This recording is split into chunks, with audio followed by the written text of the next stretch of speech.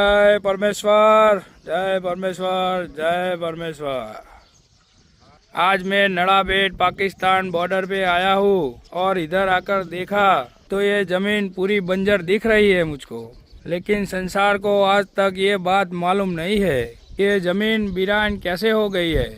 इस बात का सबूत साध अनुपदास लिखी किताब जगत हितकारणी देती है कि मैं और मौत हिंदुस्तान के बनिए बेमाल लंका के ढेडों के कब्जे में है।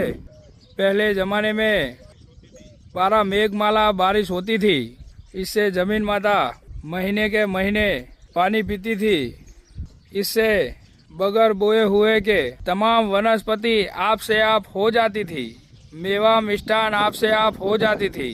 लेकिन आज हिंदुस्तान के बनिए बेमाल लंका के ढेडों के पाप से ये पूरी जमीन बंजर हो गई है। इसके जिम्मेदार सिर्फ और सिर्फ हिंदुस्तान के बनिए सेठ सौदागर महाजन बनिए लंका के ढेड है, जिसका सबूत अनुपदास महाराज लिखी किताब जगत हितकारणी है, 274 पेज। यह जगत हितकारणी जिसको श्री अनुपदास प्रिंटिंग प्रेस में छाप के प्रसिद्ध किया, जिसकी तारीख है 17 अप्रैल सन 1909, जहाँ विशाख बुद्धि 12 सावन 1965। सभी हिंदू मुसलमान अंग्रेज वगैरह अपनी अपनी औलाद बचाने के लिए इन हिंदुस्तानी बनिए बेमाल लंका के ढेडों का पाप जाहिर करने के लिए साध अनुपदास महाराज लिखी जगत हितकारणी किताब जरूर पढ़े, 274 पेज। इनके पाप से पूरा संसार दुखी है। चौपायु पंखेरु झाड़ वनस्पति अत्यंत दुखी है और महामारी भी इनके पाप से आती है। कच्ची उम्र में मौतें होती है, वो भी इनके पाप से ही होती है, क्योंकि ये बनिए बेमाल लंका के ढेड 84 लाख कुंडियों के ऊपर जहाँ रात लहू की कुंडियाँ बनाई है वहाँ पाप कराते हैं, तब जाके संसार का बुरा होता है। परमेश्वर किसी का बुरा नहीं करता है। परमेश्वर ने तो सब जीवाजन को तरह तरह के आराम दिए हैं।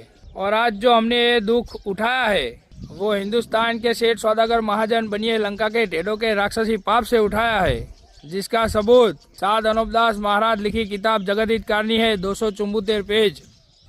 भाइयों, सभी हिंदू मुसलमान अंग्रेज वगैरह इस किताब को पढ़ करके तो होशियार होके इनके बेमाल लंका के ढेडों के राक्षसी पाप को एक दिल होकर छुड़ाओ और तुरंत रात दिन जितनी भी हो सके उतनी ये किताब पढ़ के वाकिफ हो तो आपको खुद ब खुद मालूम हो जाएगा। और संसार में गांव गांव गली गली ये जगत हितकारणी किताब 274 पेज जाहिर करो और मुँह जबानी करते रहो, और तो जल्द से जल्द इन बनिए बेमाल लंका के ढेडों का पाप दफे हो जाएगा और पूरा सतयुग आ जाएगा।